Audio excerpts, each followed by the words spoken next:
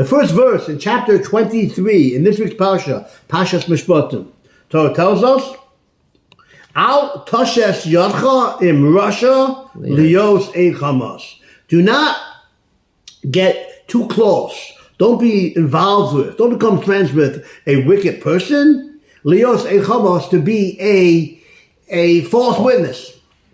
That is the law, a prohibition in the Torah.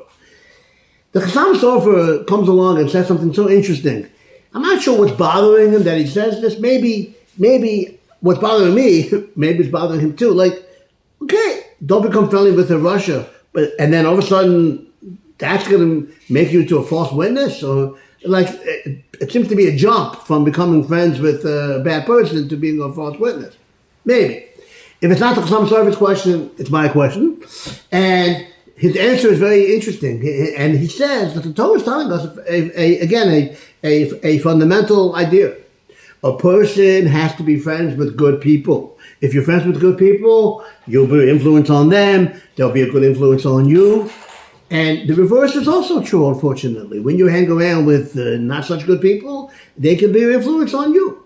So what the Chassam Sofer is telling us is actually a very interesting idea. The Torah is telling us this idea, that when you hang around with a person who's not a good person, but you're good, they might think that that person is good.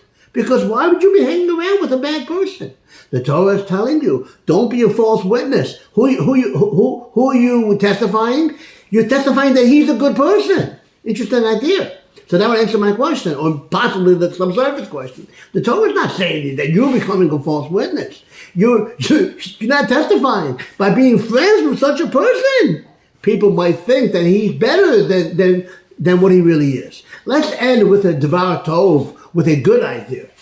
The Chassam Sofer brings a Gemara. I've yet to find it, but he claims that there's a Gemara that says that the great Rav Shimon ben Lakish, when he'd be seen in public being friends with a person, people would lend him money without aiding.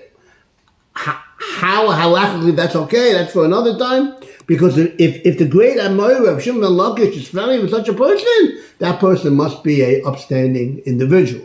So that's a great lesson that we learn, to only be friendly with good people. Shabbat Shalom.